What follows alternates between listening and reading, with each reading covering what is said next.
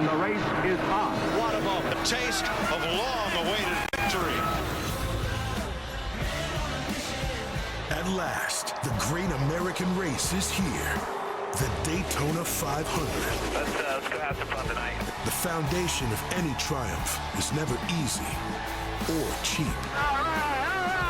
The most unique qualifying session in motorsports. Tonight, drivers get to qualify to have the privilege to build that foundation. There will be no negotiating. Don't kick some ass. And no second chances. This is the place that legends come to win. Just man and machine. Are you kidding me? A chance for greatness begins up front. You're the greatest, buddy. You're the greatest. Qualifying from Daytona starts now. Good evening from the World Center of Racing. We got a front row seat tonight to see which drivers will claim the front row for the Daytona 500. Will it be a young rising star, a 19-year-old Connor Zillage? Will it be a veteran still looking for that first Hartley J. Earl trophy? We're going to find out in just a little bit when the cars hit the track. Beautiful night for qualifying. 65 degrees. We're down here on pit road near the front of the grid. Josh Sims alongside 2010 Daytona 500 champion Jamie McMurray. 16 years later, is it still just as special coming back here? Oh, absolutely. I mean, just like you hear people talk about driving through the tunnel, really just being in this town. I think about over the course of my career how much time we spent in Daytona. It's a special place, and to be able to, be a Daytona 5 winner, it's huge. I will also say this. I am so excited that we are not in Bowman Gray and it's not sleeting or snowing anymore. I love the weather down here compared to that. Yeah. Let's take a look at those 8 open drivers trying to get their way in to the main event. 8 drivers, 2 of them will be able to qualify their way in tonight based on their speed. The others, well, they'll have to go tomorrow into the duels. The fastest in each duel of those 6 remaining will race their way into the Daytona 500. One name you don't see on that board there, that is the 7-time champion, the Hall of Famer, the 2-time Daytona 500 winner, who is into this race thanks to that open provisional. So you don't have the stress on you that you had the last few years. So how do you approach these next 2 nights? Yeah, I mean, we're going to make the most of it and try to make sure that we figure out what we need to go racing. We approached practice differently this morning, and we'll continue to really look at how we can build that database. And the way we look at it, we have 30% more chance of learning here this weekend. And the more laps that I run, the more that I'm out there, the more that we try, the better we can make our company. What do you think about your car in practice? It seemed like no one got clean laps. Did you learn anything? I mean, where do you think you are? Yeah, we really didn't want clean laps at this point. It was about putting mileage on all the parts and pieces and then just trying to feel a few things and see what was going on from a handling perspective. We're in such a tight box, but all those little pieces add up, and we worked through 3 or 4 things today. So as Josh read off all your accomplishments, it was a long list. I think about you've won this race twice in your career. Where's the Daytona 500 rank for you and everything you've done? Man, it's at the top of the list. When I drove through the tunnel over there in Turn 4, back before the Turn 1 tunnel was there, my first time through, I popped out the other side and saw that famed black number 3 car zooming by. And I'll just never forget that moment and the energy and excitement when I was here in the late 90s and experienced that. And so that always stuck with me. And winning a championship was always the dream. But for whatever reason, a particular race, this was that one, and I always wanted to win here. Awesome. For you get that 3rd place finish, right, last year in the Daytona 500. I know that was a year ago, but how much momentum can that give you heading into this one, especially when you're not in the car week in and week out like everybody else? Yeah, I really feel like the restrictor plate tracks give guys like myself that moonlight a better opportunity. And honestly, through the 25 years of being here in Daytona, all the generations of cars, very little has changed in the draft. It's still that same dynamic environment, and I've been able to bring that into the 25 season and carry that into the 26 season. Well, Jimmy, we always appreciate your time. Good luck out there tonight. You look good. The rest of this Dang. weekend. You know, I got a new suit. Carvana's back with me. You look trim still. I like it. Staying busy, buddy. Staying busy, chasing kids. Always buttering up our guests. We appreciate you, Jimmy. Let's take a look at the format for tonight. You've got 2 rounds. The top 10 from round 1 will advance to the second and final round. The fastest 2 cars are going to set the front row for the Daytona 500, and the fastest 2 open cars, those will qualify for the Daytona 500 as well. So gone are the days when the cars show up here, they don't get a chance to practice.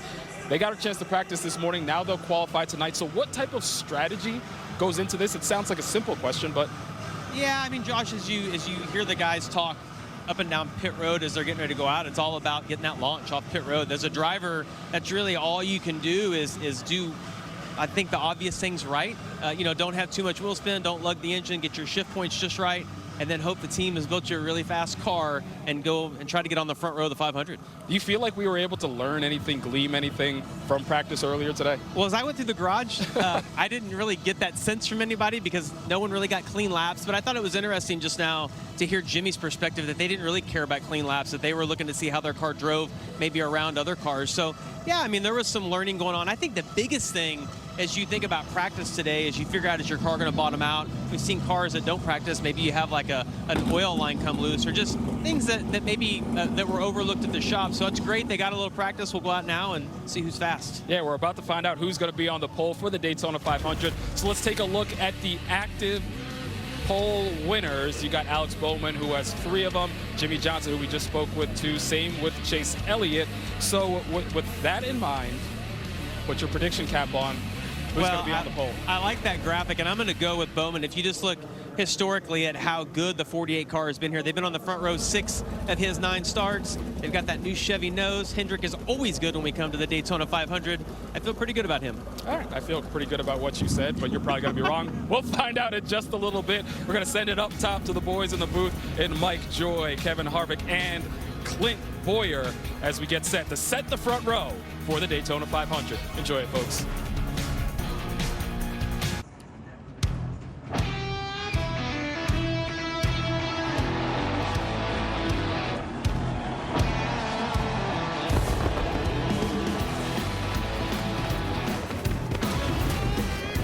The World Center of Speed, Speed Week 2026, qualifying for the Daytona 500, presented by Toyota.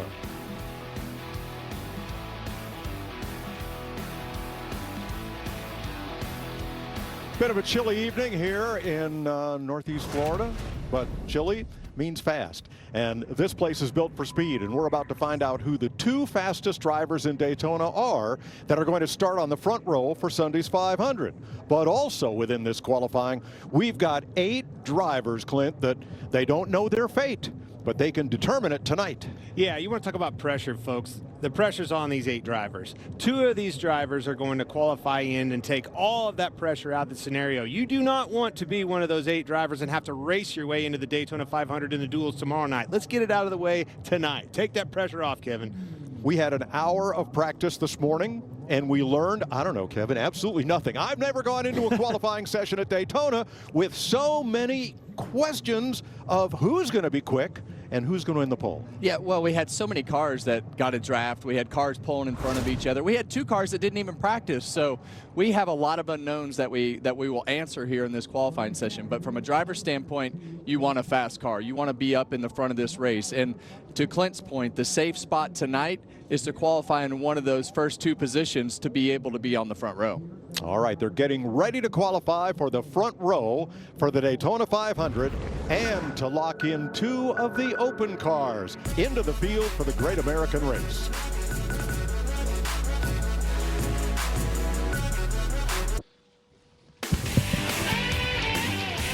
Welcome back to the NASCAR Cup Series Daytona 500 qualifying, presented by Toyota.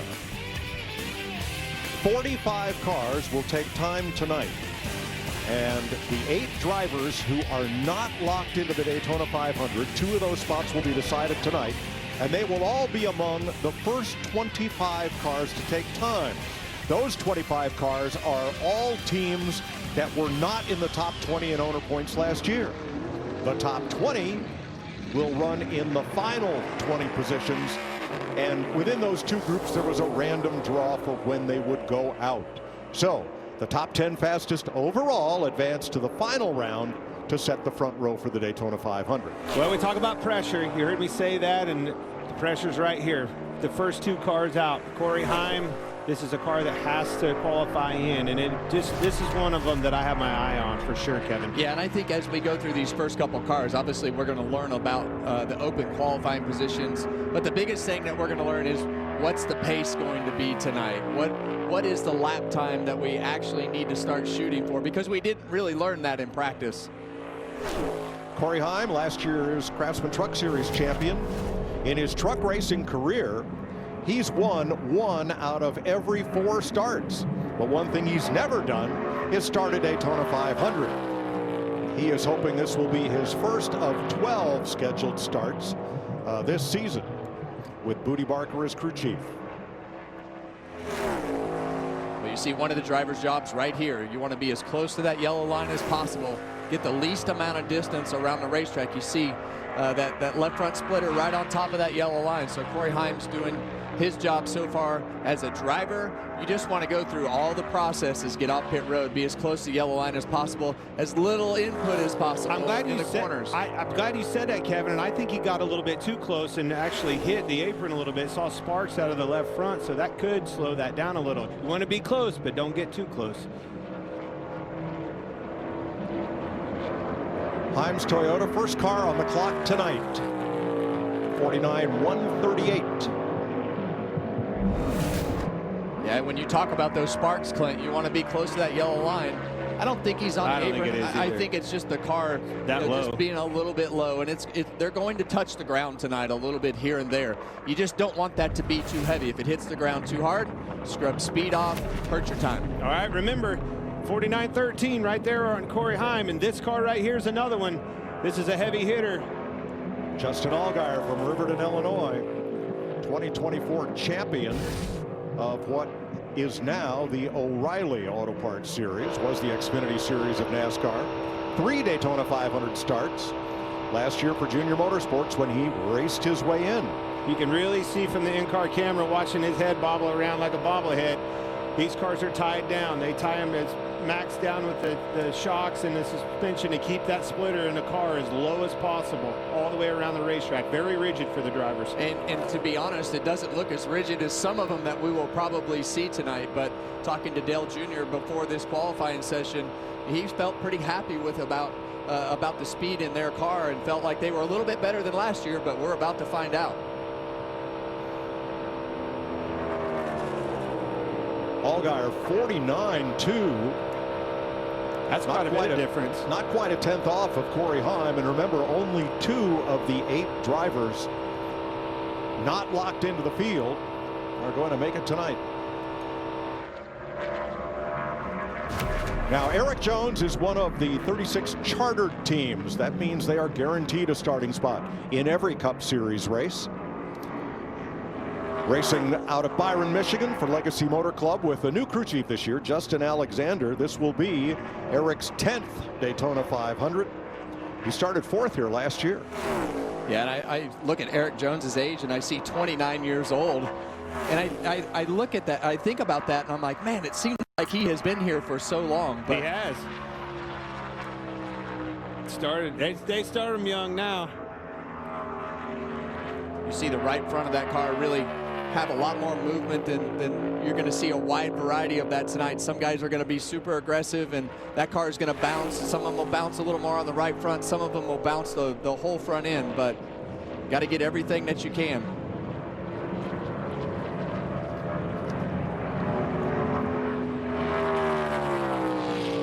.49.33 for Eric Jones. Here's Regan Smith.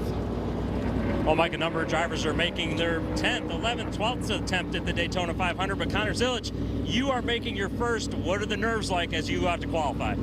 There's not much nerves for me today. I think Sunday will be a different story, but yeah, it's so cool to be, racing in the Great American Race with Red Bull and Trackhouse and Chevrolet, everyone who's given me this opportunity. So excited for tonight, but more excited for tomorrow and Sunday and getting racing and starting to figure these things out. It's going to be a lot, but yeah, really cool weekend for me. All right, good luck tonight. Thanks. Set a win record last year in the Xfinity Series. He's going to be one to watch. Here's Ty Dillon from Welcome, North Carolina. Andrew Dickinson, the crew chief for Colleague Racing. And it'll be Ty's 10th Daytona 500. Last year, he started 7th. Ty's always, I felt like they had a better year last year. They had some great runs throughout the season, but everybody's excited about coming to the Daytona 500 and qualifying. You think you got your cars better.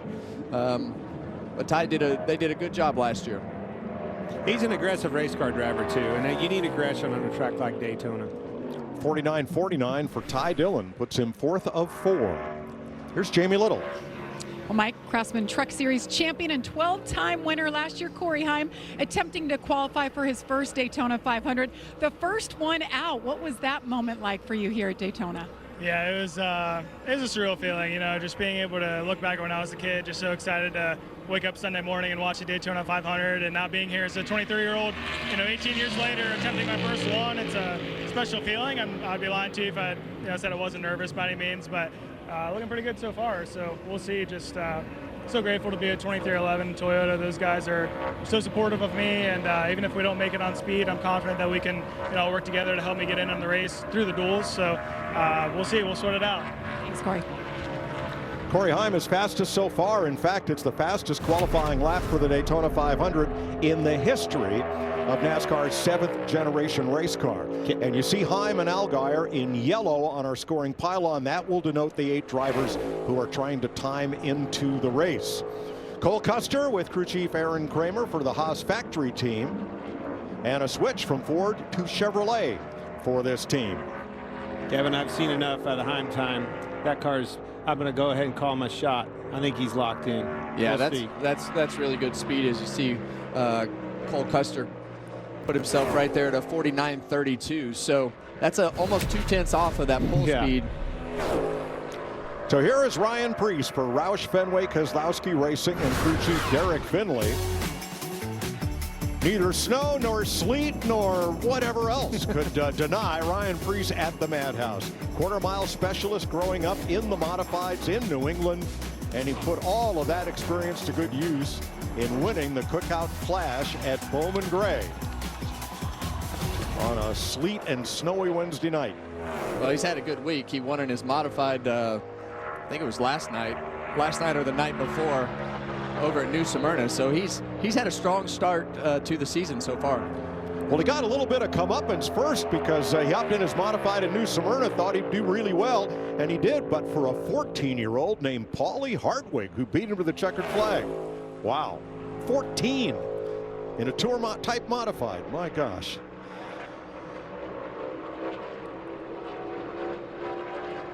See, Ryan's car is a little bit smoother right there than a lot of them, and that results in a lot of speed. Yeah, top of the board, 49.08 for Ryan Preece. That's 183.3 miles per hour. Okay, now that takes my brain right to 99 of Corey LaJoie. I like what I see out of my teammate's race car right there. I've got to lock myself in, keep an eye on the 99, one of his teammates coming up. That's a race go or go home car. Casey Mears from Bakersfield, California, trying to run his start total in NASCAR's National Series to 500, including this Daytona 500. Jason Miller on the box for this Ford. One of the 8 cars trying to time their way into the 500 or race their way into Moronite.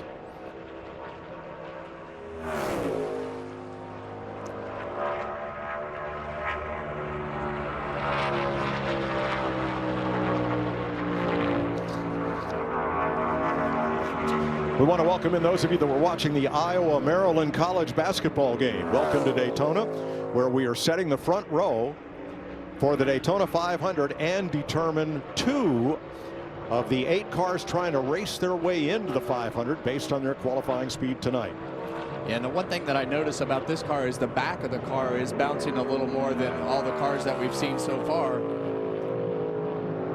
50-23, Mears struggled to find speed in practice. Little off here. They'll have a chance to race their way in on Thursday. The 8 cars that'll be shown in yellow are those trying to time in, and only 2 will do it. Todd Gilliland, 3rd generation NASCAR star from Sherrills Ford, North Carolina, west of Mooresville. Chris Larson, the crew chief for Front Row Motorsports. This will be his 5th Daytona 500. Go back to Mears for just a second. That's what I love about the duels, Kevin. You take a car that's a second off the pace on time, and if he puts that thing in the right situation at the right time at the end of that race, he could draft his way into there. That's unique from these restrictor plate, drafting style tracks like Daytona, Talladega versus a mile and a half. Well, for sure gives you an opportunity, but this car right here is very intriguing to me. This car has not made a lap of practice today. They chose to make their first laps on the racetrack for this qualifying run. And for me, from a driver's standpoint, you see him kind of go down and go back up. Those are the types of things that you just don't get smooth with from the driver's standpoint, because you don't know how the car is going to bounce around. But we'll see if that results in some speed in that decision that they made. Well, I just look for the why in those decisions, and that's what I can't get my head wrapped around, is why you would elect to not go out and see what those travels are. There's definitely a reason. Method to the madness. Gilliland and Michael McDowell were the two cars that did not practice. 49-45, 6th of 8 right now. Daniel Suarez with a new look and a new team for 2026 for the Monterrey, Mexico driver. Ryan Sparks, the crew chief, as Suarez moves over to Spire Motorsports. This will be his 9th Daytona 500. And always interesting when you switch teams, and because of the processes and everything that might be a little bit different. The brake pedal might feel different. He got to work through that at the Clash last week, but there's a lot that changes from that little bull ring that we raced on last week compared to what you do here. But this car is really riding rough, Clint. Yeah, it was. It looked like it kind of bottomed out getting into 3 as well. And from sitting inside the car, once that car starts porpoising and bouncing off the ground, from a driver's standpoint, it is really uncomfortable inside of that race car. Looks like riding a pogo stick. Doesn't look like it has any suspension on it. And that splitter will start hitting the ground, and it won't stop. And once it starts touching the ground, and then the suspension gets confused on everything that's happening, and you can't control that splitter to stay at a constant height. And it shows on the stopwatch, 49.55 for Daniel Suarez.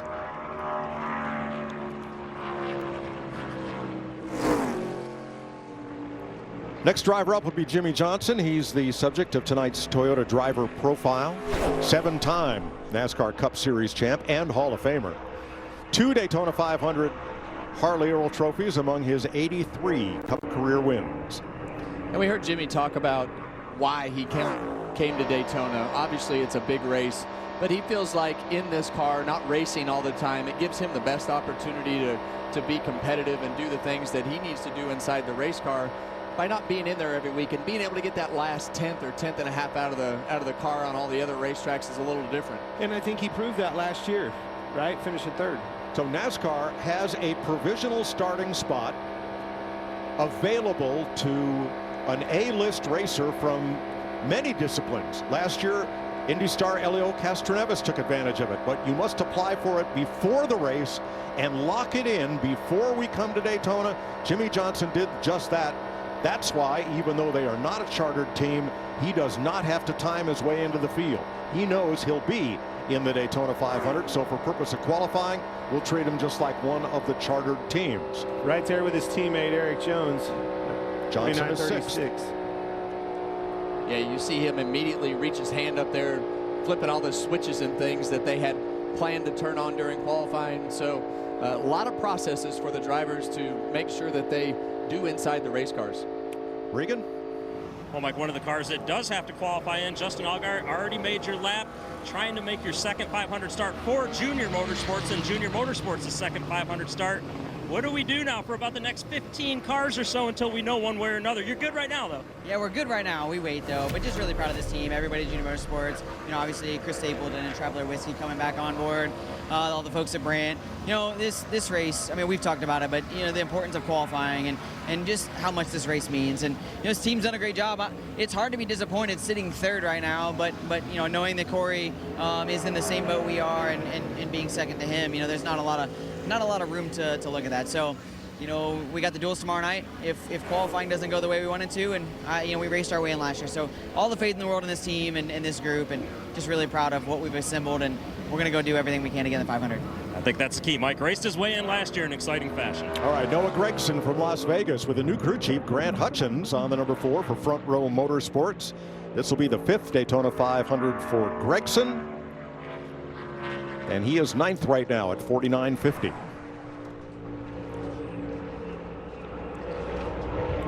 A.J. Allmendinger, and note especially the car number on A.J.'s car. A.J.'s from Los Gatos, California. Trent Owens, the crew chief for Colleague Racing. And not only is he carrying the same number that Greg Biffle carried, the 19 victories in the Cup Series for Roush Racing, but it's in the same number style, what we call a font for those numbers. All the RFK cars will carry that same number font as the number 16 here. I think there's one or two others as well, paying tribute to a great racer and even greater humanitarian. We'll have more on Greg Biffle in our pre-race show Sunday. But here's the dinger. He's going to start his 13th 500 on Sunday. Yeah, and you haven't seen him blink yet, and that just goes to show you just the concentration from those drivers as he dips off into turn 3 right here to just make sure he's as subtle as possible with everything that he's doing inside that car. They all talk about how it's easy for them, but I mean, there are just so many little things that you got to pay attention to and always got to be on your toes. And that's not a comfortable ride right there, and a hard car to drive when it's that rigid. A.J. Allmendinger is 7th at 49.46. Now qualifying will continue on FS1 after the commercial break. 12 of 45 drivers have already been on the clock.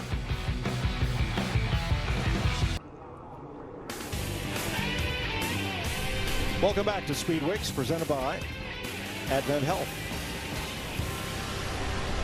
12 cars have taken time. Riley Herbst is next. The Las Vegas driver, Darren Restivo, the crew chief at 2311 Racing and Toyota. In his Cup debut, the 2023 Daytona 500, Herbst finished in the top 10, second best finish by a rookie in his first Daytona 500 behind Terry Ryan in 1976. Well, we know his teammate Corey Heim, he went a 49.138. So this car as well, coming out of the 2311 shop. You heard him take off a pit road, kind of hit the rev limiter. Those are just the little things that you gotta really pay attention to make the difference of getting that car up to speed to get this lap and get all the momentum that you can out of the car. Well, those differences are those little crumbs, and trying to get up to speed. Yeah, it was right off the bat. I heard it chipped the same way, Kevin. Yeah, you see right there now, those sparks from dragging the apron, that is really, that splitter is really stiff on the front of these cars. And when you touch the apron like that, it actually wants to pull the car to the left. So in the driver's seat, you actually have to turn the car back to the right because of that splitter wanting to drag the car so hard to the left. Corey Heim, the fastest Toyota, at 49.13.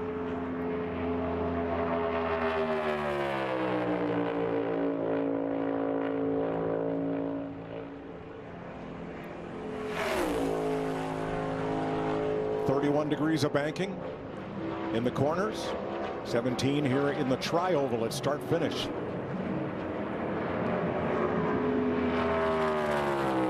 And Riley Herbst is 7th, 49.45.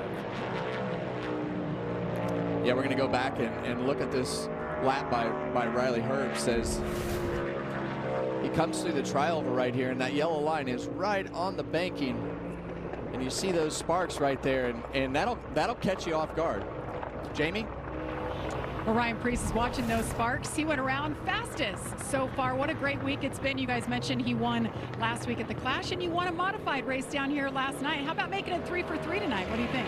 Yeah, they usually say things come in threes. So, no, I mean, this Viva Towels Kroger Ford Mustang's really solid. And, you know, Derek and the boys are definitely riding high off that momentum last week, and I'm definitely a believer in momentum. So we'll see if we can put her on the pole tonight, or at least make it to the next round, and try and have some good pit selection. Good to see you. Top 10 advanced to round 2. Here is Chandler Smith from Talking Rock, Georgia for Front Row Motorsports. Seth Barber, the crew chief. He is one of 3 drivers in the field that have never run a Daytona 500. Corey Heim and Connor Zillich are the other 2. Yeah, and you can see our tracker down here keeping track of the distance from the top of the board. This is one of those cars that needs to qualify in on time to beat Corey Heim and Justin Allgaier. Not going to do it. 75. He's going to race Thursday. Now, breaking news on Noah Gragson. His time has been disallowed due to the new, what some people are calling Joey Logano rule, where you cannot use your hand to deflect air coming past the driver's side window. Yeah, and what they used to do is they would put their hand up to fill the hole between the window net and the side window. That's been a very clear rule from NASCAR, and they don't want the drivers taking their hands off the steering wheel, so time disallowed there. Carson Hocevar from Portage, Michigan for Spire Motorsports, and Luke Lambert and Chevrolet. This will be his third Daytona 500.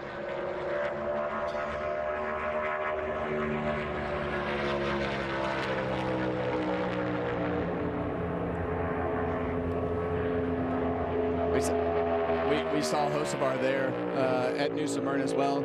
Carson races a lot, and whether it's in super late models, he'll go race anything, anywhere. Going to race a lot of truck races this year, and I think that's great for these young guys to be able to get as much track time as possible. In today's world, you just don't have a lot of time on the racetrack to practice, so the more reps you can get, the better you're going to be. Helped me, helped you, I know it did, and look at Kyle Busch. Just keep going down the list. The more you race, the better you are.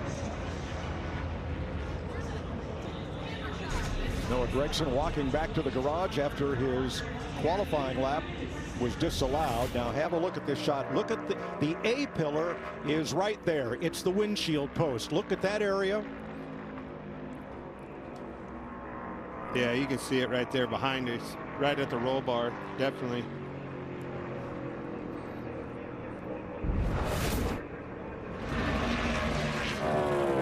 How'd that song go? It was a 50s song. Keep your eyes on the road, keep your hands on the wheel. Well, I don't even remember, and I'm old. Well, you got to know the rules. And you got. And he's a Bob Parker's. Yeah. That's how I knew the rules. Well, you got to know the rules from a driver's standpoint going into what you're supposed to be doing. And, you know, sometimes from a driver's standpoint, you got to make sure you understand everything. And that's just an error on the driver's part. We talk so much about what they're responsible for, and, you know, Noah just didn't do it right. Kyle Busch, 20 career starts in the Daytona 500, 21 this Sunday. Now driving for Richard Childress Racing. This will be his fourth try for the 500 with RCR, and his first with crew chief Jim Pullman. To your point, yesterday Kyle ran a Legends car down on the quarter mile at Auburndale, Florida in the Masters division and won. What a lap. 48.93, 183.9 miles per hour. How about you, RCR? Welcome to the show. Get you some. They came to play. Well, we know how much Richard Childress loves speedway racing, and it is a major focus to be able to come to these racetracks and give yourself an opportunity to win. It's been that way as long as I ever drove there. Yeah. When Dale Earnhardt was there, these super speedways are super important to Richard. Well done, but remember, this is only round one. It's 2 rounds of qualifying. Connor Zilic from Mooresville, North Carolina.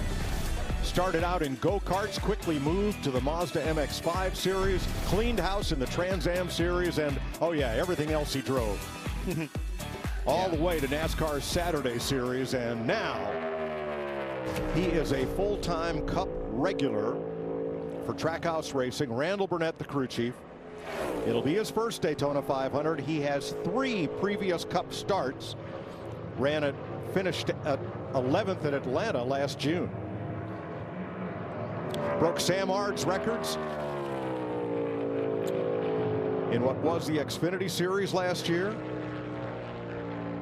Finished second overall by just seconds in the 24 Hours of Daytona here. You know, obviously we're going to be watching him each and every week, and I think he's going to be ready to step up to the plate. But where I'm really looking forward to it is these road courses. We watched SVG dominant fashion last year. I don't think that's going to happen when this kid's on the racetrack with him.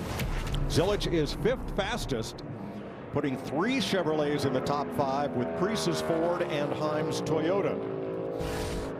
Zane Smith on track for Front Row Motorsports, and Ryan Burgundy. Jamie? Well, I just found Noah Gragson. He had no idea his time was disallowed, and you said, oh my gosh. What are those thoughts now? You have to race from the back and try to improve your position at this point tomorrow night. Yeah, I completely forgot about that rule, so that one's on me. So luckily we have the duels, and I feel like for the Daytona 500, it's such a long race. You could kind of start wherever. So it is what it is. But yeah, I feel like an idiot for that. Put my hand up. But oh well, we got a race tomorrow to do. I'm done for that. We'll see. Well, Mike, I'm hearing crew chiefs all warning their drivers. Noah got in trouble. Don't put your hand out. Thanks, Jamie. Zane Smith, 5th fastest, 49.26. He is the 2nd fastest Ford. And will run his 4th Daytona 500 on Sunday. Well, one thing that I see at the top of the board right now, and right there, as you pull the manufacturers up, you've got a Chevy, a Ford, and a Toyota as the first 3 cars. Those are all things that we didn't know from practice because the times were so mixed up. But this is when it's all out there. You know exactly what you have as far as speed in your car after this qualifying session. Well, I know we don't really, so far, to your point, you don't really have a dominant manufacturer like we've seen in the years past. So here's John Hunter Nemechek for Legacy Motor Club and crew chief Travis Mack. This will be his 4th Daytona 500 and his 2nd with Mack atop the pit box. Our car on track is compared with the Ghost car, which will be the 10th place car because the top 10 move on to round 2. And this team had massive improvement at the end of the year. They had some really bright spots from their performance side of their cars. So it'll be interesting to see. Didn't really have that at the Clash. Didn't have a lot of speed. Kind of struggled at the Clash. But right now they've got pretty good speed in this 42 car. Would you believe the driver with the best average finish in the Daytona 500 in this field is John Hunter Nemechek? You would have stumped me on that one, Mike. 7.67 in 3 starts, ranks 2nd among drivers with more than 2 starts in history. Fred Lorenzen's a little bit better. You gotta love BJ McLeod. This fella, he does it his way, and he's the man in black. He's the Johnny Cash of the NASCAR circuit. Runs an occasional race now that they have sold the charter for their Live Fast Motorsports a couple of years ago. Runs when he wants to, and runs his best. Great guy, great businessman, and he's a racer. Yeah, I agree. Overachieves, right? Does a lot with a little, and always has. Every time he's been at the racetrack, no matter what, whether it's a Daytona 500 any given weekend, he's always overachieving in his car. And he's just a likable guy. Yeah. You know, everybody in the garage roots for BJ and everything that he does. And you have to root for him because he's just a racer. He loves being here. He loves being at the racetrack. He loves competing. And here he is trying to make another Daytona 500. That hood's open, folks. Not too late. Now he has to time in or race in to make the 500. If he does, it will be his 6th start in the Great American Race. All right, 50:01. We'll see you tomorrow night in the duel. Let's check in with our crew chief, Larry McReynolds. Well, Mike, you guys been talking about 2 drivers did not make a practice lap. I'm with Travis Peterson, crew chief for Michael McDowell. Travis, we've been in here 15 hours and you still yet to cut a lap. What was the decision made not to do practice? Mostly because it's hard enough to get your car just right to get all the way through tech, and when you go on track, it always makes that harder. So, you know, I have a lot of trust in our people and processes that we won't have any issues with our car, and I think hopefully that'll be an advantage for us. I guess we'll find out. I was hoping for a little bit more speed out of the teammate cars, but you know, there is a Chevy out front right now, so we're hoping we can go match that, or you know, you work all off season for this pole, and it means a lot. So hopefully we can go get it done. Well, Mike, they were on the pole at Talladega back in the fall, but that was with the old Camaro body. Thanks, Larry. J.J. Yaley, veteran and Triple USAC champ and Cup veteran with 6 Daytona 500 starts. Jay Guy is turning the wrenches on this number 44 Chevrolet as Yaley tries to make his 7th Daytona 500 start. Well, if you turned on the Chili Bowl, you heard J.J. Yaley's name. And, you know, J.J. has just been in and out of Cup cars and different cars and trying to make it work. But, man, is he fun to watch in that midget. Yaley 50-48 in a car that has struggled to find speed today. He's one of just 4 drivers entered this weekend to have raced in both the Daytona and Indianapolis 500s, both of which happen to be on Fox now. We're pretty proud of that. Hayek Motorsports crew chief Mike Kelly, driver Ricky Stenhouse Jr. from Olive Branch, Mississippi. 14 Daytona 500s for Stenhouse. With a pole in 2020, and a win in 2023. He likes this place a lot. Well, if he's somewhere in sight, or if he's in the field, he's got a shot. Somehow, some way, Ricky always finds his way to the front of the pack and in contention as we get towards the end of a lot of these races. And there's just some guys that have a knack for these super speedway races to position themselves, take the chances, good at pushing, and all the things that it takes to keep your car in contention. And Ricky is one of those guys.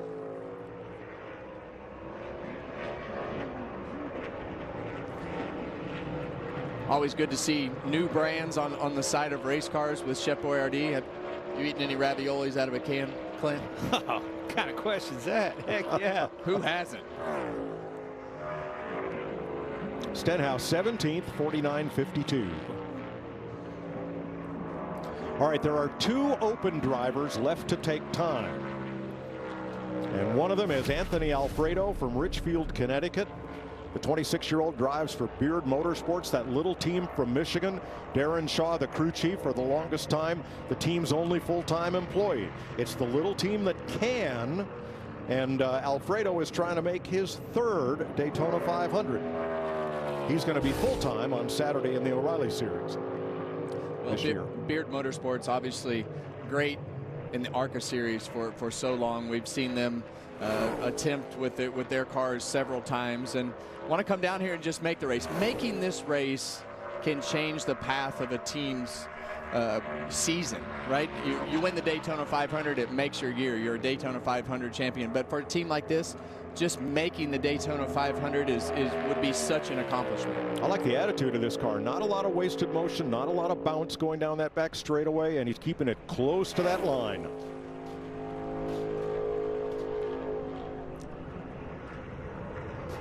Heim and Allgaier, the 2 drivers right now with the fastest speed among the 8th that have to lock in.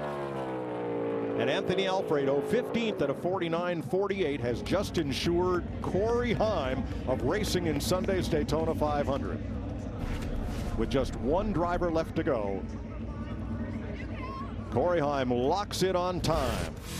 Fastest cat in the alley in round 1 so far, Kyle Busch. Tomorrow on FS1, the Craftsman Truck Series takes to the high banks of Daytona with practice on FS1. And at 7:30 p.m. Eastern, the field will be set for the Daytona 500 on FS1. We are halfway through pole position qualifying for the Daytona 500 with the 10 fastest cars moving on to the final round. Michael McDowell hopes to be one of them. Travis Peterson, the crew chief, Spire Motorsports.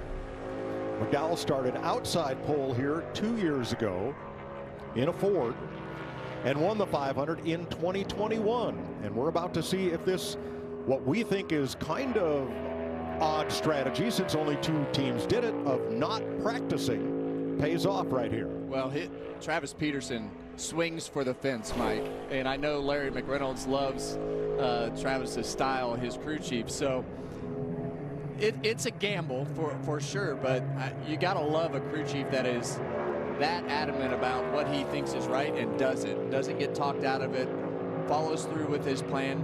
And half the battle when you come down here is not diverting from your plan.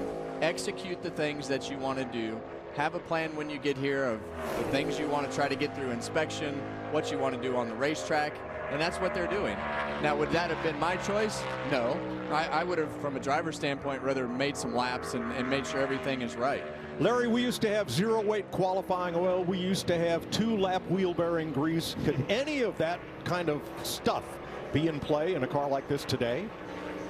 Yeah, Mike, they're under the impound procedure. In other words, they went through inspection today. They qualify, they're impounded, they're going to race the same setup. As we talked about today during practice, the toolbox of things you change is very limited between qualifying and race trim. It's a block-off plate that goes in the radiator ductwork. You're going to put sticker tires on, adjust the air pressure. You're going to take rounds out, let it ride down on those stops. There's just not a lot you can do today. Yeah, we used to change everything but the roof number after qualifying before the race. Okay.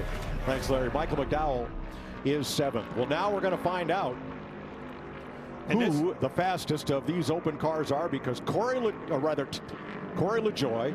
He's driving for RFK, Roush Fenway Keselowski Racing. He is in their 4th car, entered just for the Daytona 500. And LaJoie trying to time his way into his 10th 500.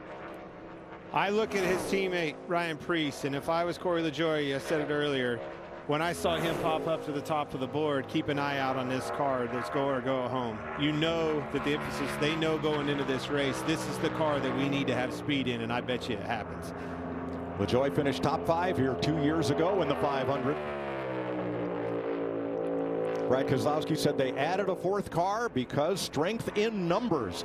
Not as many Fords as Chevrolets, and they needed one more good one. Now, if he breaks into the top 10, that's going to change everything. Woo! LaJoie, 5th fastest, 49.20. Now that puts 3 open cars in the top 10. And that means at this moment, Corey Heim is not locked into the Daytona 500. Because, as I learned during the break, if 3 open cars transfer to the 2nd round, then the 2 that lock in won't be determined until the 2nd round is run.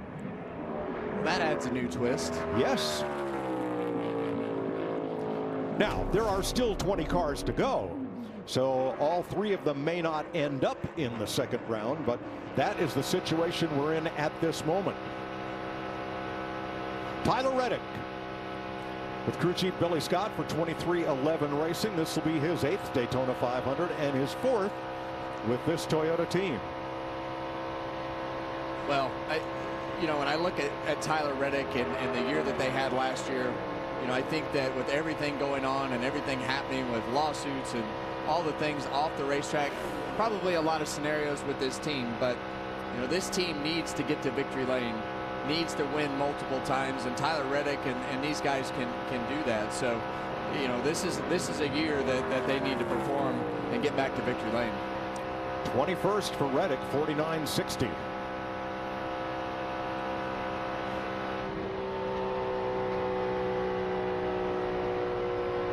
And from a driver standpoint, when you're sitting there, you're waiting for that crew chief to give you that lap time on the radio. And when you know what your teammates have run and you know what that speed is, and you hear that time and you hear it's multiple tenths slower than what he ran, you're like, what the heck?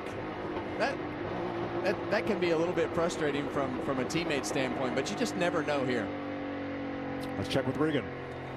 Well, Mike Chase Briscoe led the field to the 2025 edition of the Daytona 500. Seeing some pretty quick lap times right now, so what are the odds of you doing that 2 years in a row and getting it again this season? I don't know. We're about to find out. I thought in practice our Bass Pro Shops tracker Toyota wasn't bad.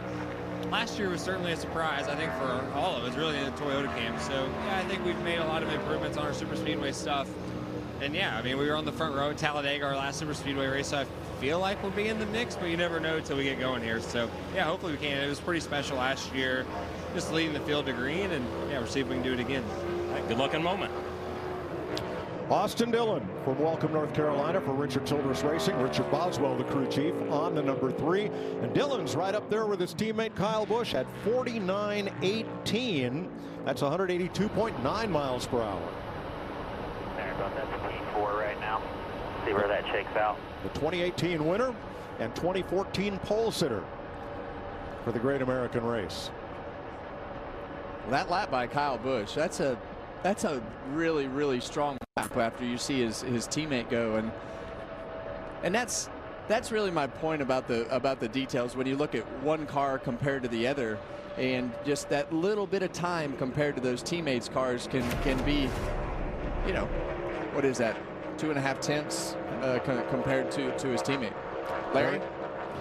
Yeah, guys, I'm down here with Richard Childress. Richard, I know from working with you, the reason we come down here is to go to Victory Lane over there on Sunday, but looks like y'all packed some heat here for qualifying with the RCR cars. Yeah, we're pretty good. The guys really worked hard this year. You've been in the winner's circle with us, so you know what it's like. I think I'm really proud of what the guys did this winter. They've really worked hard. Yeah. Kevin and Clint, y'all drove for him. He always pays attention, but he always paid a little more attention getting ready to come to Daytona.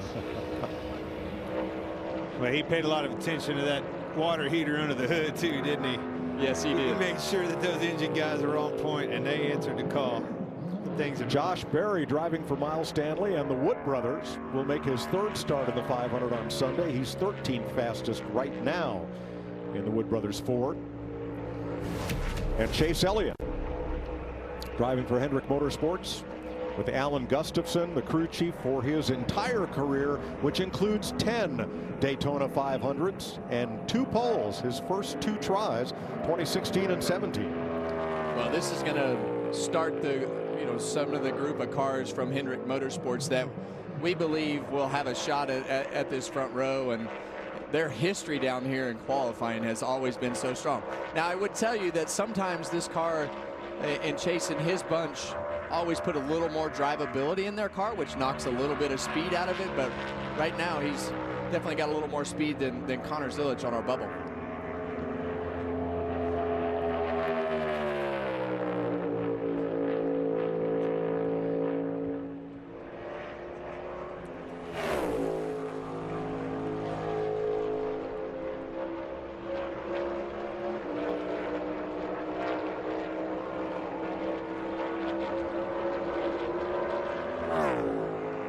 Chase Elliott breaks into the top 10, 4th fastest.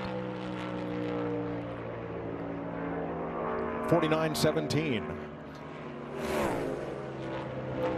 Moves Michael McDowell onto the bubble to move on to round 2. And here's the defending champion of the Daytona 500, 2 years running. William Byron for Hendrick Motorsports and Rudy Fugle trying to get a three-peat. It's never been done at Daytona, not the 500. Yeah, and you hear so many people talk about, how much luck is involved in this, and we talked about Stenhouse earlier, how he always puts himself in position. You can call one a fluke, but 2 in a row, you can't call that a fluke. So, this 24 bunch and Hendrick Motorsports being in victory lane 2 years in a row at our sport's biggest race, and I just believe this is a year for William Byron. I think every year that they go through together as a group, they learn a little bit here and there. We saw him be in contention all the way to the end of the year last year, and they're constantly learning and putting themselves in a better position, just getting that experience. He's such a patient race car driver, and I think that fits the mold to the Daytona 500-mile race, getting that thing to the end of it, all the attrition, and being in the right place at the wrong time or at the right time. He's just patient and methodical with everything he does. Misses the top 10 by 2 1/1000ths of a second. The biggest miss on this whole scenario, Mike, with William Byron is that Clint never said a word about the flames on the side of his car. Not once. Can you believe that? Nope. There's Brad Kozlowski and Kane. Brad broke his femur on a skiing trip, not while skiing, he emphasized, but slipped getting out of the vehicle and broke his femur right up near the hip. Underwent surgery. He's been rehabbing ever since, and he's ready to go. Shane Van Gisbergen putting a number on his car that has a great history for him in his native New Zealand and Australia. His dad's number was 97. He won a lot of races down at Australia Touring Cars with the number 97, so he was 88 last year. Still with Trackhouse Racing, Stephen Duran, the crew chief, but 97's the new number.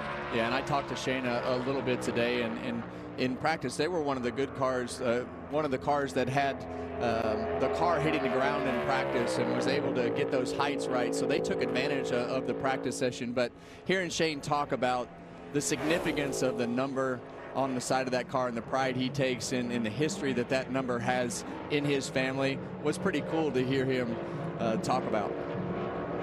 Well, it's something that's pretty rare in NASCAR too. You kind of take the number that you have. You don't usually have a choice. Him having that choice and being able to do that's cool. 23rd for Van Gisbergen.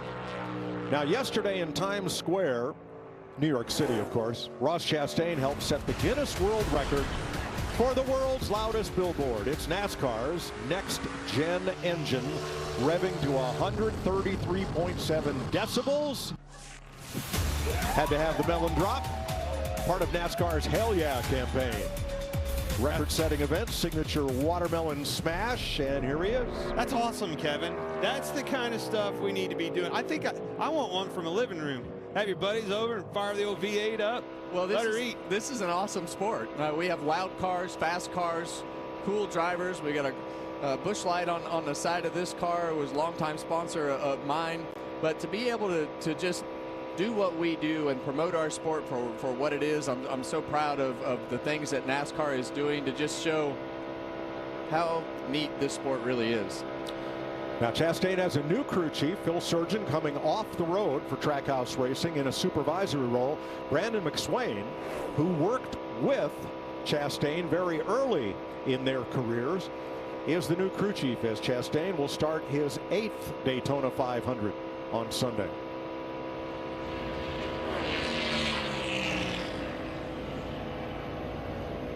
And let's check with Jamie. Well, Mike, you talked about Brad Keselowski and what happened to him breaking that femur 8 weeks ago. Brad, first day out here at the track, how is the pain and how are you dealing with this? These aren't the easiest things to climb in and out of. You know, it's better to be in at home. You know, there was a long period of time where I didn't think it was going to happen, where I was going to get to run. So now that I'm here, I'm just, you know, thrilled to be here, Jamie. But there's work to do, and I think our Castrol Ford is pretty fast. I don't know if we can get in the top 10, but it's going to be really close, and I'm looking forward to seeing what we can run. Good to see you out here. Thank you, Jamie. Yeah, Brad had an injury back in 2011 where he broke his ankle and went out to Pocono and won the race. So he's driven hurt before. That's a big injury that he's had to recover from, and glad to see Brad back in the car. And there's nothing makes you feel better than being at the racetrack in the race car. Have a look at Cody Ware here, driving for the family team, Rick Ware Racing. Billy Port, the crew chief. It'll be his 6th Daytona 500. And he was right up against the bubble. He was green light for a while there going into turn number 3. This was a Ford team last year. Now they're a Chevrolet team, and I think they have an alliance with Richard Childress. And he was way high. He was. Coming off of turn 4 like that car was bottoming out and shot him up the racetrack. And it sure lost a lot of time because of it. 15th for Cody Ware, 49.35. And in the middle of turns 3 and 4 down there, there's one bump in the middle of the corner, and if that splitter starts hitting the ground, it gets the car unsettled. And as you go to turn off of turn 4, there's a lot of little bumps, and that thing will go up the racetrack if it's too low. Here is Chris Buescher from Prosper, Texas. Scott Graves, the crew chief at Roush Fenway Keselowski Racing. 10 Daytona 500s for Buescher, 6 of them for Roush Fenway, where he's earned a 4th place starting spot and a 3rd and a 4th place finish in the 500. Well, right back to Clint's point, you see how fast his teammate Ryan Preece is right up there, and this tracker is following right along with the pace that Ryan Preece had in his Ford as well. Still 3 different makes in the top 3 spots, and still 3 open drivers in the top 10 to advance to the final round. Chris has been just one of those steady drivers that takes care of his car, keeps himself in contention all day, kind of a grinder, puts himself up towards the front of the pack, and we expect them to be good week in and week out this year. He has the longest active streak in the Daytona 500 of finishing on the lead lap the last 6 races. Buescher, 4th fastest, 2nd fastest Ford at 49.16 as Ryan Blaney climbs aboard for his run. Tomorrow on FS1, the NASCAR Cup Series goes full throttle, wheel to wheel for the duel at Daytona. Pre-race at 6 Eastern, green flag at 7 to set the field for the Great American Race on FS1. Larry McReynolds. Yeah, Mike, I'm here with Jeff Gordon with Hendrick Motorsports. Jeff, normally you guys are pretty gritty on qualifying. You've had a couple that's qualified, still 2 to go with Larson and Bowman. You told me maybe not tonight.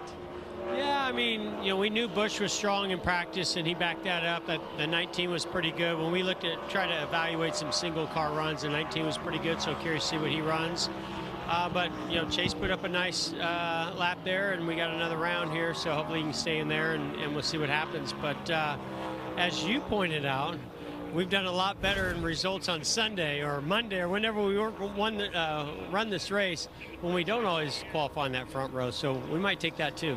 Well, we know they're greedy. The guy driving the 24 now going for 3 in a row. How about that? There's a fellow who knows his way to victory lane here. One of NASCAR's all-time greats. Chase Briscoe is the defending pole winner of the Daytona 500. He did it last year with crew chief James Small and Joe Gibbs Racing. This will be his 6th Daytona 500. Had 3 wins last year, including Talladega in October. Was absolutely a contender for the Cup Championship right down to the final lap of the season. Yeah, this team just matured so well as they went through the year. And I think James Small and Chase Briscoe working together. Chase, when I was his teammate, he's like, man, I got to have a crew chief that just tells me when I'm wrong and is very direct with me. And James Small has no problem being direct. And I just think that this team will get stronger and stronger. All right, watch the watch, boys. This is going to be a hot lap. He was fastest in practice among the single car runs. And Briscoe is second at 49.03. That's 183.6 miles per hour. Kyle Busch, and was that Garrett Mitchell? Cletus McFarland. What's up? Saying hello. He's here to run the ARCA race this week. You forget how tall he is because Kyle Busch is tall, and he's looking down on him. He's also going to run the truck race on FS1 on Friday night. As tall as he is, that's crammed in there pretty tight in the truck, isn't it? It's going to, yeah. The calves are really short, so yeah, his knees will be up in his chin. Ty Gibbs will be in his 4th Daytona 500 for Joe Gibbs Racing. And Tyler Allen will be his crew chief for the 2nd year in a row. Finished 16th here last year. Finished top 10 in 2 of his last 3 races at Daytona. Yeah, just drastic improvement out of this team at the second half of the year last year. A lot of speed in practice, in contention to win the race at Bristol, at the Clash this year, ended the first 100 laps of the race as the leader and wound up getting mixed up there at the end. But looking for big things out of this 54 car this year. And he bumps into the top 10, 7th fastest, 49.18. That will bump John Hunter Nemechek and move Corey LaJoie onto the bubble. And the conundrum of which car's time into the 500 would be resolved if LaJoie gets bumped out of the top 10. And Ryan Blaney might be just the man to do it. 11 Daytona 500 starts, best start of 3rd, best finish of 2nd twice for the 2023 Cup champion, racing for Jonathan Hassler at Team Penske. 1 of 3 cars that I picked coming into this weekend to get the job done here. He's ready. He's been close. He's knocked on the door. He's aggressive. He has a fast car. All the pieces of the puzzle are there. It's got to get him in the right slot. And it's week in and week out. We talk about how good he is on the super speedways. We talk about how good they are on the long run pace. And really, from the Ford camp, has been the top dog from a speed standpoint. And it's on all types of racetracks. So 12 team is a contender no matter where we go. Now, he was green light until the end of the back straightaway when it turned to red.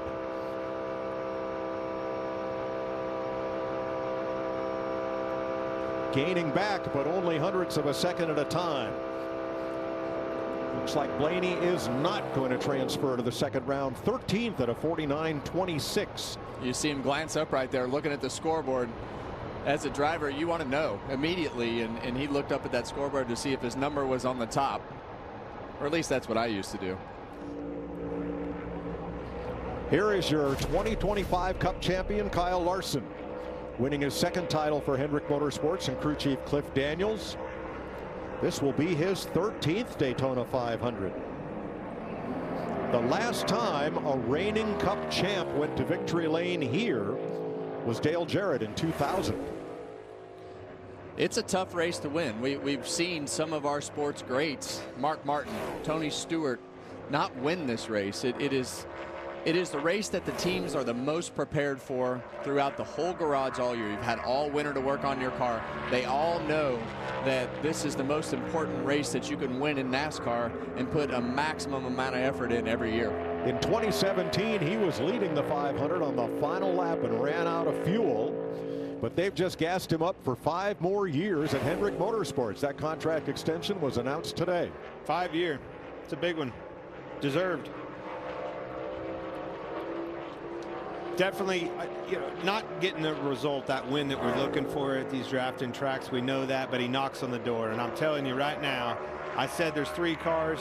He's one of them on my list. Well, he is 4th right now. And with 8 drivers to go, he will likely be in the final round. And all handshakes for Justin Allgaier, because with Corey LaJoie bumped out of the top 10, that means the open drivers that will lock into the Daytona 500 tonight will not have to be decided in the final round. It's over. Corey Heim, Justin Allgaier will race on Sunday. And with that out of the way, here's Joey Logano. Winner of the Daytona 500 in 2015, his 3rd year with Team Penske. Pole winner here 1 year ago, or 2 years ago, with Paul Wolfe as crew chief.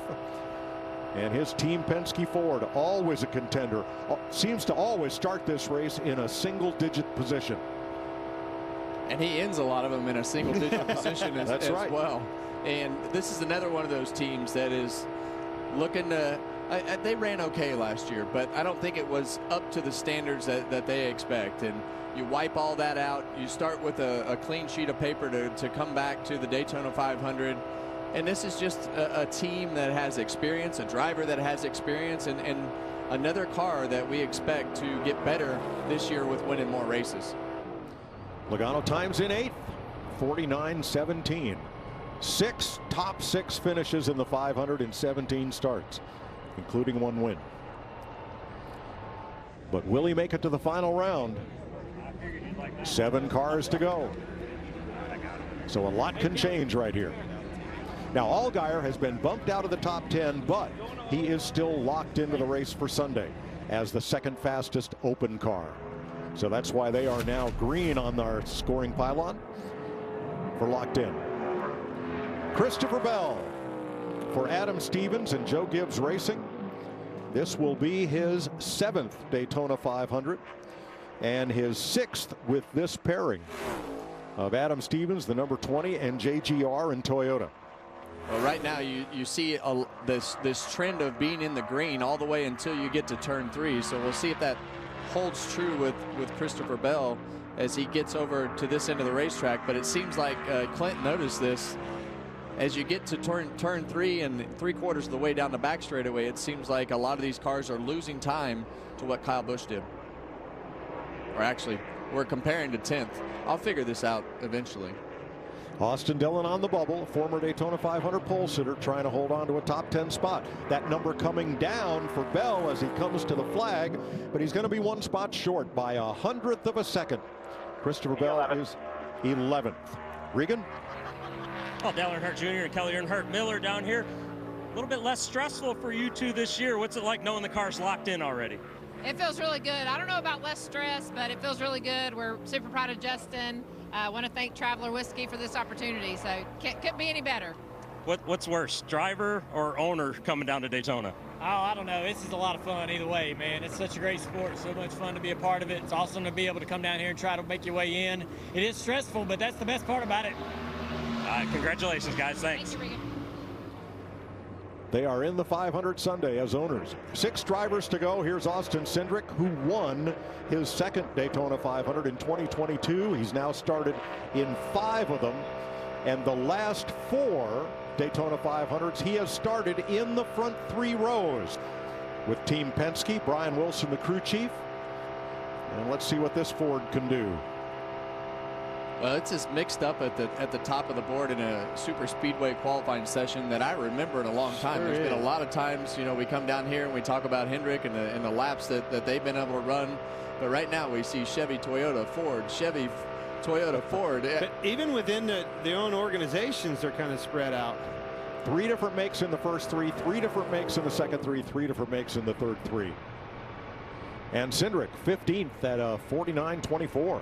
So he will not transfer to round 2. Austin Dillon hangs on to the bubble. He's probably the most nervous guy in town right this minute, hoping to get into that final round. And he's been in that 10th position now for a while. 5 cars to go, including Mobile, Alabama's Bubba Wallace for Charles Denick and 2311 Racing. This will be Bubba's 9th Daytona 500. He has the best start of 3rd last year. Yeah, and his teammates are. Reddick is back there in 36, so a little bit concerned about the speed of this car. You see it already. I agree with you. I mean, you look back, Reddick 36th, Herbst in 27th. Falling off the pace here. And then you've got his other teammate up there, Corey Heim, in 5th. So, but much like we just heard Larry talk about with Jeff Gordon, I mean, there's the method to that madness. If they don't qualify good and go fast by themselves, a lot of times they push well and draft good. So, and the thing you got to remember, like all these body parts, when they come, they'll scan all the body parts. So there's some tolerance and variances in the body parts when they come in. So you got to make a choice. Do I want to put this on my speedway car, my short track car? And sometimes you want a little downforce to be able to push and shove like you need to. Wallace has 2 runner-up finishes in the 500, but he's going to be disappointed here. 27, 49, 43. Speaking of disappointed, Kyle Busch has finished 2nd. Brad Keselowski has finished 3rd. Between them, 38 starts in the 500. You add Kyle Larson, that's 51 starts.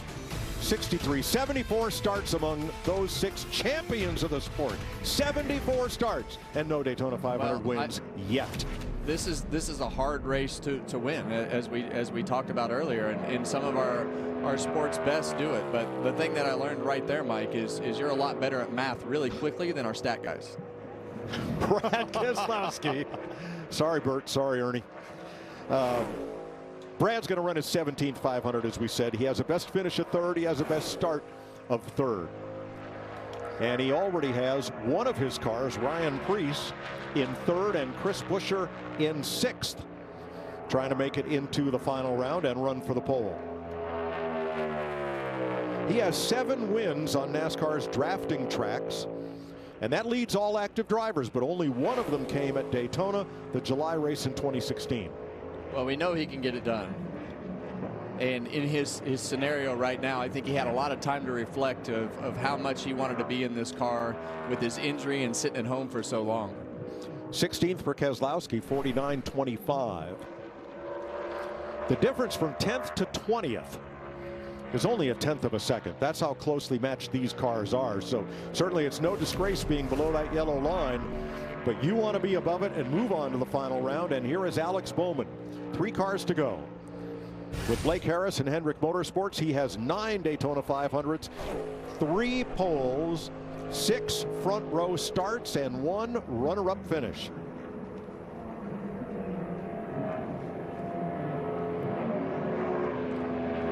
For a lot of people, they come down here, you say, who's your pick for the pole? Well, it's got to be Alex Bowman, right? With the success he's had, he'd certainly be one of them. Well, you can't ignore the stats and the things that they've been able to accomplish. The stats don't lie. They're something that you have to look at the trends and the things that happen. Even though they can't add, their stat book is still pretty good. This is you picking him back up? Yeah. Yep. I got to pick him back up off the floor. Dust him off. Okay, here we go. -3/100ths going into the corner. That's pretty good. Yeah, and he didn't lose a lot of time going into turn 3. We see it pretty much stabilized as he goes through turns 3 and 4. So Alex kind of bucked that trend of the time being lost through that end of the racetrack. And it's getting better as he comes to the line. Bowman is in 4th fastest at 49.11, 183.2 miles per hour, and that will bump former 500 pole sitter Austin Dillon from the top 10. 2 cars to go.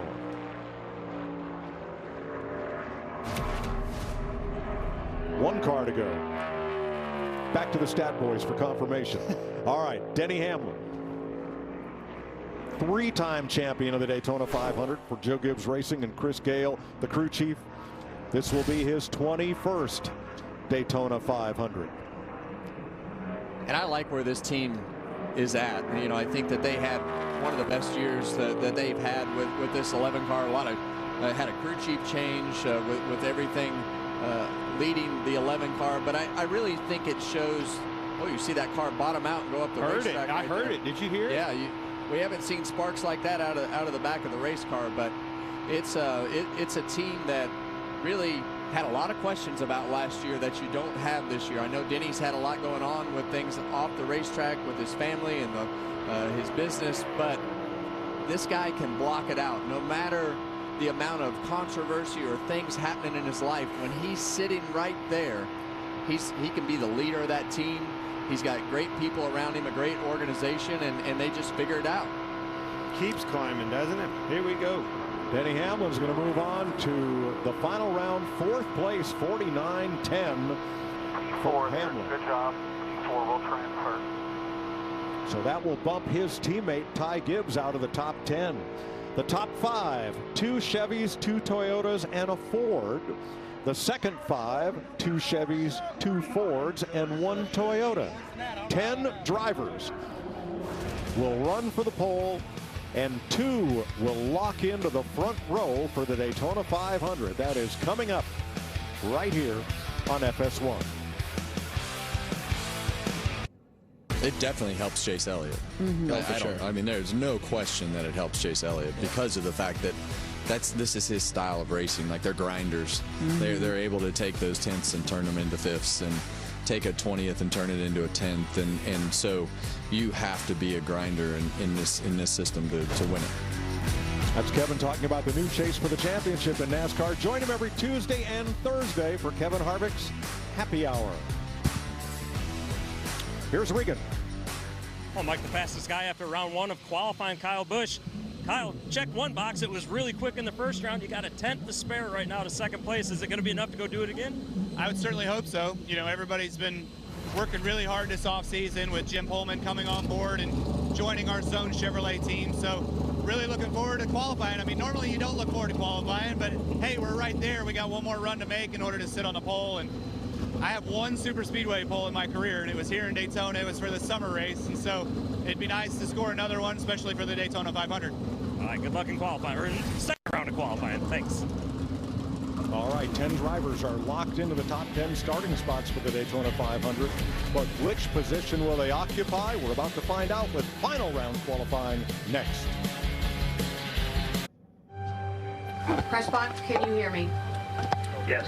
Okay. Well, how do you tell the world that we lost Dale Earnhardt today? I'm a rookie. I was 8. We were all there. I was one of the last people to talk to Dale Earnhardt the day he died. You remember what life was like before that day, and you remember what life has been like after that day. We've lost Dale Earnhardt. You'll want to watch this tomorrow night after the duel at Daytona. It's a study in what we lost and what these 25 years have been like 25 years later, and that premieres on FS1 right after the duel at Daytona tomorrow night. Larry Mack? Yeah, Mike, I'm here with Booty Barker, crew chief for Corey Heim. Booty, you're running a limited schedule with your young driver, 12 races. You come to Daytona, you have to make it on time or race your way in. Not only are you in the 500, you still got a shot at this pole. You're in round 2. Woo! Yeah, it's great. Put a lot of work in, you know. 2311, appreciate Gibbs' help, appreciate TRD. Takes a lot of effort to lay a lap down here. You know all about it. Yeah, I think the only concern, he was the first car to go out in that first round, and everything has really cooled down. That was a long time ago. So, Larry, what are the pros and cons? We'll get to this after the break of going early in the first round versus going late in the first round and how that affects your chances now. Welcome back to Daytona. They're running for the Busch Light pole. 10 drivers will contend, and the front row will be locked in tonight. There they are. 3 different makes, 6 different teams are represented in the top 10, 2 from each manufacturer. We're getting ready for the final round. Welcome back to Daytona. Now, Larry Mack, interestingly, the first driver to take time made the top 10. The last driver to take time made the top 10. What are the pros and cons of each? Mike, it's stuff like this for 18 years that made me follically challenged because it's such a fine line because, yeah, you've got Corey Heim and Ryan Preece that's in the top 10. They were in the top 6 cars to go out. But then to your point, Bowman and Hamlin, they're the last cars. So those that went out early, their water in their radiator is going to be cool. But you get Hamlin and Bowman, their running gear is going to be hot. The transaxle, the gearbox, all that, which I think is a good thing. But I don't know if they can get their water cool. I personally like drivers like Briscoe Briscoe and Buscher that went about 10 cars ago because they still got heat in the running gear, but I think they were able with fans only to maybe get that water cooled down. Well, let's find out. Let's set the front row for the 68th Daytona 500. Joey Logano from Middletown, Connecticut. Paul Wolf, his longtime crew chief since 2020, that is, at Team Penske. 17 career Daytona 500 starts. A pole 2 years ago. A win in 2015. Now, where will he start the Great American Race Sunday?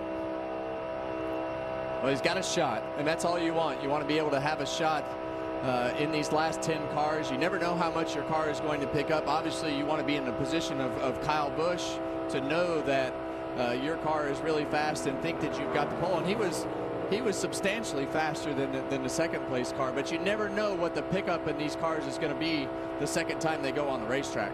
Now, Logano was the 39th of 45 drivers to take time in round 1.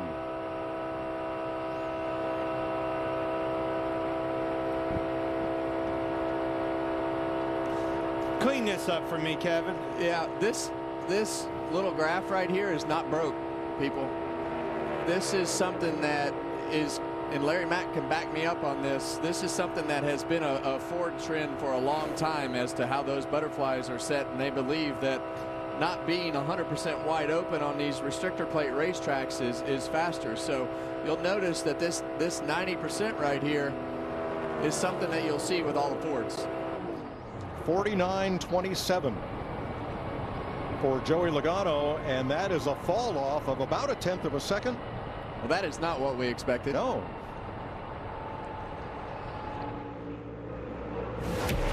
Next up, Chase Elliott, who was 9th in the first round. 2 poles, 3 starts in the 500 in the first 3 rows. Well, that fall off, going back to Logano and that fall off, he was one of those last cars that went out 39th. So I think that plays right into what Larry was telling us about. Well, Chase Elliott was the 29th of 45 drivers to take time in round 1. Yeah, and to finish up on this throttle percentage thing, you'll notice the Chevrolet down here, 100%. So these are the little tricks that the engine builders come up with, right? And you just hours and hours on the dyno just fiddling with things, and a lot of those things happen by accident. But that is definitely something that I noticed with the Fords as we went through the years. And here's Chase Elliott. He went out about 10 cars before Logano, so that water temperature, Larry might be onto something here. 49.22 for Chase Elliott. Now that's a drop of about 1/2 of a second from what he ran in the first round. Maybe here's part of the reason why. Just ever so slightly with that left front splitter dragging the ground. And that's what I love about night racing, and tonight it's night qualifying. You get to see everything that happens with the car when the rotors are glowing on the short tracks, the sparks flying off the cars. Chris Buescher started this race in the 2nd row, in the 3rd row, in the 5th row, and has a 3rd place finish in the 500. In fact, he has 3 top 5 finishes. And all 9 of these 10 cars were really close as we finished that qualifying session. You see that right here with our ghost car of Chris Buescher and Chase Elliott right on top of each other, because these cars are all so evenly matched. Yeah, when it gets down to this close and this tight, I mean, you're talking about, literally 2 feet right now.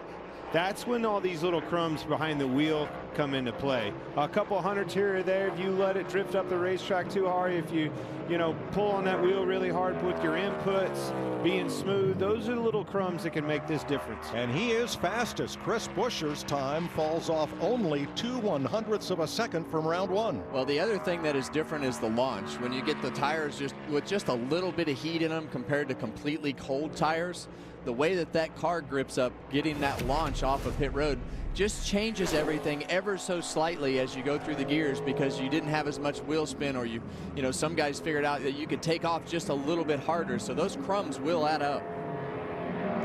Corey Heim trying for his first Daytona 500, and he could start it from the pole.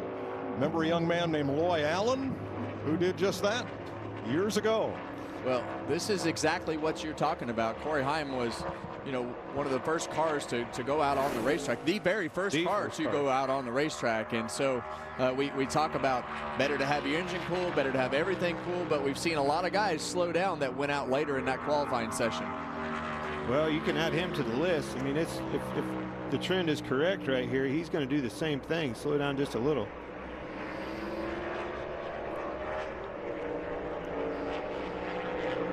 .49.138 in round one for Corey Heim.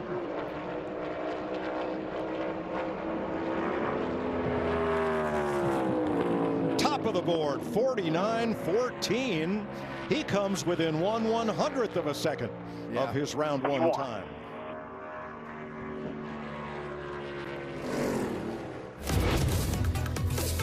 Hendrick Motorsports in the Daytona 500. 16 poles. No other organization in the race has more than 6. They've swept the front row 9 times, with Darrell Waltrip's win after sweeping in 1989. They've won the last 2 Daytona 500s without being on the front row. So how will things sort out tonight for Mr. H, Jeff Gordon and company? Well, you see Kyle Larson on the racetrack. You see HendrickCars.com on the side of that racetrack, and there aren't too many people that I can think of that love racing more than Mr. Hendrick. And whether it's in the Cup Series, late models, Trans Am, and car collections, I don't know that there's anybody that I know that loves cars more than Rick. I don't think it exists. I agree. I think no chance. No chance. Boy, he is right on top of Corey Heim here. Within 100th. That's what 100th of a second looks like on the racetrack. Is just that 2 feet right there. To the line, second for Larson by 1/100th of a second. And he comes within 3/100ths of his time in the first round. Well, we always talk about the trends and the things that are happening, and you know, you expect the cars to pick up, and everybody's already noticed that it looks like if you just go back out and back up what you did in the first round of qualifying, that's going to be a good lap. Yes. Now, Alex Bowman was the next to last driver to take time in round one. Will he and Denny Hamlin have an advantage? 5 down, 5 to go. If there's an advantage, it's in microseconds. Yeah, and you see him up the racetrack just a hair more than Corey Heim right there. And look at the difference. And that's purely just that distance, Clint, around the racetrack. And those are those little details that we've been talking about. And you see it right there, just being up the racetrack a little bit. My gosh, it's close. 3 Daytona 500 poles for Bowman. 6 front row starts in the 500. Can he make it second? To do it, he's just going to have to edge just ahead of Corey Heim. The car just didn't seem like it pointed off of both corners, like it was a little tight off of both corners. Second for Bowman by 6/1000ths of a second. Wow. And if I'm analyzing that when I get back into the trailer as to where that time was, it's literally from the car being too high up on the racetrack. I mean, it's not too high, but it's higher than the car that you're slower than, and that's where the time was lost, purely just in distance. So here is Denny Hamlin, who was 4th in round one. He was the last car on the clock in round number 1, 49.106 in his Joe Gibbs Toyota in round 1. For the driver who swept just about everything last year except the last 3 laps of the championship race.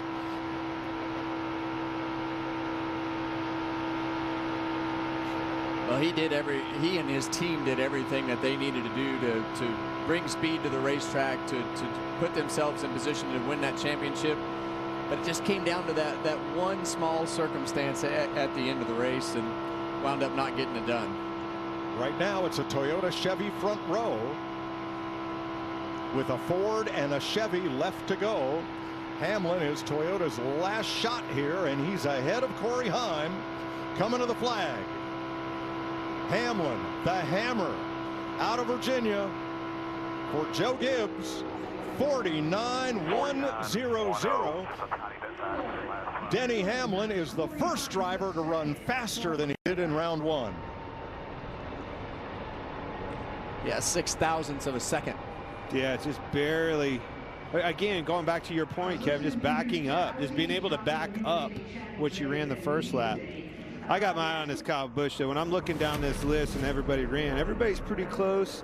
That car is a lot faster. Yeah, unless somebody picks up out of the blue. I mean, Kyle Busch was a 10th faster than second place. So if they all just run the same speed, he's going to be the top dog again. Well, we're not done, because the 3 drivers left, one from each make, were all faster than Hamlin in round one. Ryan Preece from Berlin, Connecticut. The 35-year-old former modified champ will start his 7th Daytona 500, coming off the Clash win at Bowman Gray. 49.081 in round one. If he can equal that, he'll go to the top of the board. Well, it's been a great start to the year for Ryan and this team, and there's nothing better than momentum. And they've obviously brought a great car to the racetrack this weekend, again, with a lot of speed. You know, almost a car length difference on the Ghost car there. Usually it's just been a bit of fender. Preece Lightning, 49.061. That is 2 100ths faster than his round one time. And Preece was the 6th car to take time in the first round. So it's Ford, Toyota, Toyota Chevrolet, with 1 Toyota and 1 Chevy to go. That Toyota is last year's pole sitter for the 500. That would be Chase Briscoe, driving for James Small and Joe Gibbs Racing in the number 19. Started first, finished 4th last year. 49.03 in the first round. If he can back that up, he will be on top of the board. Only the top 2 positions are set tonight. Everybody else will have to find their starting spot in tomorrow night's dual races. Well, and this qualifying session is lined up in the reverse order of the fastest 10 cars. And, you know, I think as we run, it's not stacking up a lot different than what it was. Well, without something catastrophic here, Briscoe will be on the front row. Just depends on what slot that's going to be. Roush Fenway Keselowski Racing looking for their 3rd pole in the 500. So is Joe Gibbs Racing. And Briscoe's on top at 49.02. He is 1.5 hundredths faster. Well, James so that Small trend continues. James Small and company definitely have this program figured out. Great job, back-to-back years.